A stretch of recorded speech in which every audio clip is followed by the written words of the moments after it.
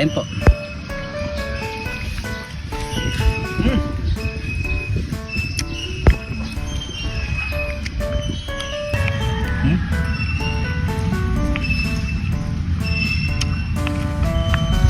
So unang gagawin natin, iwain muna natin ang whole chicken natin ng tamang kalalaki lang. Yan.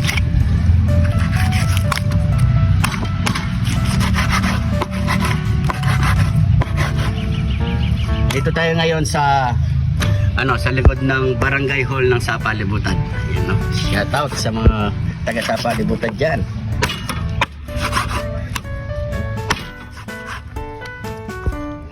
Yan, ganyan kalalaki.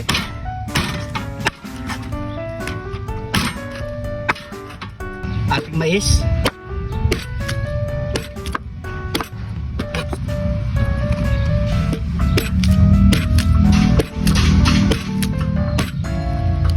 So, badlawin na natin yan mga pare ko. Sabay na natin yung ating mais.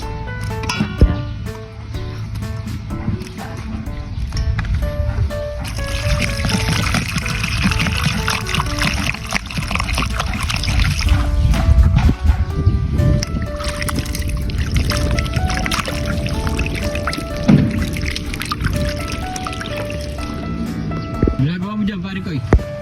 Umpisahin na natin yung operasyon, pare ko. Yan. So, okay na to ha, kahit ganito kulay blue. Wala tayong nakitang kulay black wala. No choice, importante. Baka mabasa naman tayo, mabasa natin yung mga mabait yan no? Mabait yan. So yan mga pare ko so titiplay na natin dito sa ating kawali. So diretso lang to. Yan. Tawag nyo lang tong skip ko nating video. Diretso lang panoorin paano natin ito lulutuin. Grabe. Yan. So una, maglalagay na tayo ng napakasarap na Knorr seasoning. Yan. Okay na yan. Tapos maglalagay tayo ng asin. Okay na yan. Tapos ating pampasarap. Yan. Maglagay din tayo ng white pepper. White pepper. Tsaka yung pamintang wasak. Maglalagay tayo ng pampasarap at pampabango ng basil leaves. Siyempre, chicken cubes. Kidlat ni John TV. Yan. So okay na yan. Dagdagan na lang natin mamaya kapag okay na. Lagyan na natin ng sibuyas. So haluli lang yan mga pare ko. Nakarekta na yan sa kawali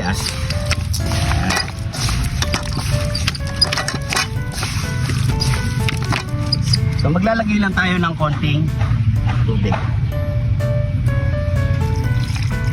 Okay na yan.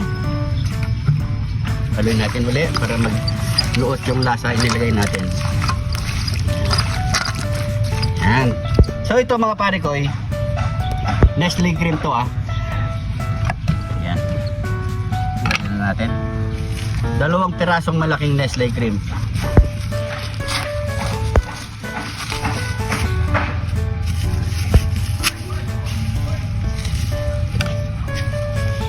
So dirat lang natin kasi sayang mga pare ko sobra to Lagyan na natin yun dyan.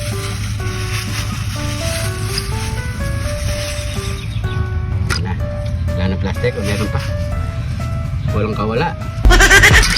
Ano naman? Bulot, pare ko Walang kawala. Yan.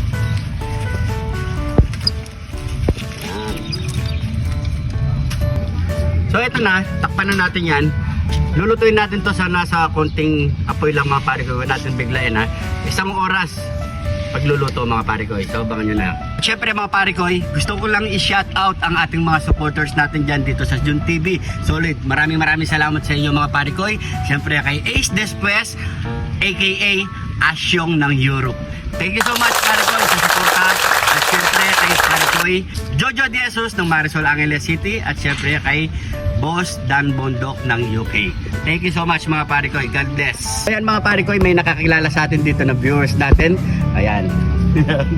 So si pare ko. Pakilala ka. Ito pala. Florida pa. Ha? Florida, boss. Dave.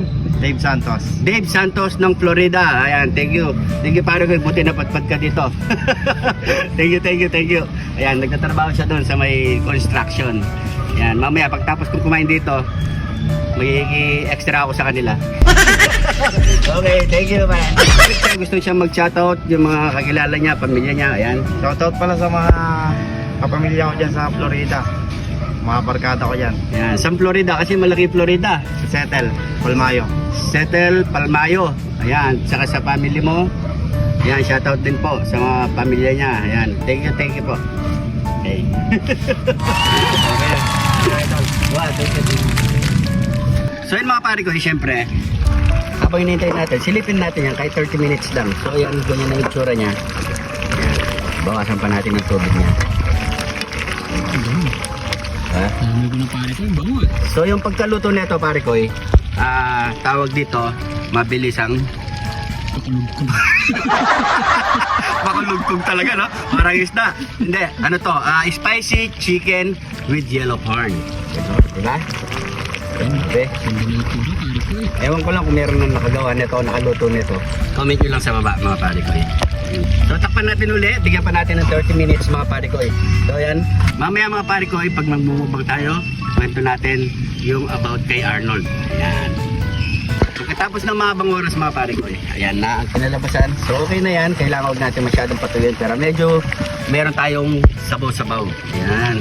So plating na tayo, let's go! Ito na ang ating nilutong spicy chicken with yellow corn. Ayan, grabe. Para sa seafoods, no? Pare ko, cameraman. Pare ko eh. Para sa seafoods. So mga pare ko, at syempre bago tayo magbukbang, pray muna tayo. Thank you Lord sa napakasarap na pagkain nito Lord. Sana po bigyan nyo ng kalakasan sa aking katawan. Thank you Lord in Jesus name. Amen. So yan, taste test na tayo. Wait lang, kain muna tayo bago kwentuhan. Ayan, oh. Medyo maraming alaga.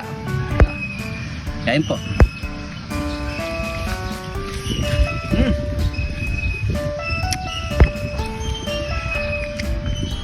Lambot.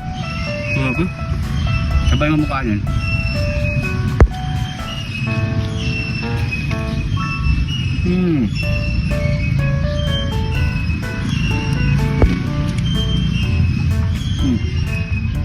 So yung mga pare ko, punala tayo, di ko kasama si pare ko Arnold. Siyempre, hindi natin alam kung ano yung nasa isip niya, hindi natin masyadong kaisip mga pare ko. Yan. So importante, hindi tayo nagkulang sa kanya. Lagi ko naman siya in-invite. So, hindi ko na alam kung ano yung nasa side niya. Tapos, siyempre, baka hindi talaga siya para sa atin. No? Kain po.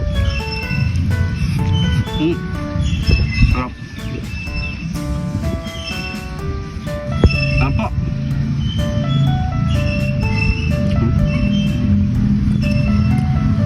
Ang importante, hindi tayo nagkulang sa kanya.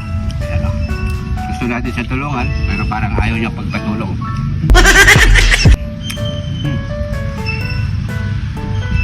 Kung ako lang mga pare ko gusto ko kasama ko si Arnold. Oo, masaya. Pero kung hindi natin kaisip talaga, wala tayong magagawa. Siguro, kaya naman natin mag-isa. Kinaya ko na, matagal eh. Ngayon pa kaya? Kaya sana naiintindihan niyo mga pare ko Ako lang naman, nagbibigay lang ako ng tip para sa ating content. Yung mga basher natin dyan, yung mga nagmamahal kay Arnold, shoutout sa inyo lahat. Kaya hindi talaga siya para sa atin.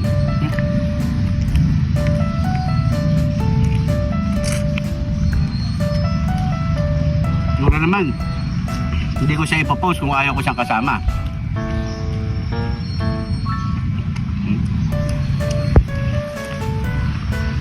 Wala pong dahilan yan. Pagdating sa sauran, wala pong kami problema. Hindi ko lang alam bakit. Baka siguro. Kasi minsan, sumasakit. Meron siyang kasi arthritis. Hindi ko alam kung arthritis or ano yun. Sa paa. Minsan hindi siya nakakalakad. Sen, masakit talaga yung tagiliran niya. Hindi siya masyadong nakakakilos. Yun ang pinaka dahilan kapag lagi ko hindi siya kasama mga pare ko. Hindi ko naman siya talaga tinatanggal. Andito pa naman ako para sa kanya. Welcome pa siya dito. Kaso hindi ko alam bakit minsan sumusumpong yung utak niya. Isip niya naninibago. Yan, ganun. So ayun mga pare ko, tutuloy pa natin to. Siyempre may kasama pa tayo dito kakain. Sana natindihan nyo po yung paliwanag ko about kay Arnold. Kayo na pong bahala. Maraming salamat po. Ingat po kayo lagi dyan. God bless po. Abangan po yung next video natin bukas.